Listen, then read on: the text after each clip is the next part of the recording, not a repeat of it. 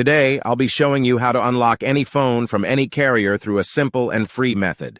This will work for any brand, including Samsung, iPhone, LG, Motorola, Huawei, or any other. If you happen to have a carrier app installed on your phone, unlocking it will be even easier. After following the steps in this video, you won't need an unlock code. Instead, you'll simply wait for a message in the carrier app indicating that your phone has been unlocked. For iPhone users, just connect your device to Wi-Fi, and the unlock should activate. Before we begin, I'd like to mention a small disclaimer. The tool I'm about to show you is 100% legal, safe, and free. This tool will also help you get your phone unlocked, regardless of whether it's currently under an active contract with your service provider.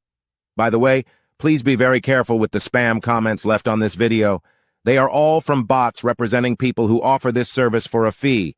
We might be affecting their business since I'm showing you a free method to unlock your phone from carriers.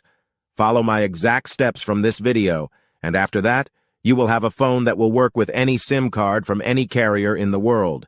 With that said, let's start. Alright, so grab your phone and insert an unsupported SIM card. That means a SIM card from a carrier other than your original one.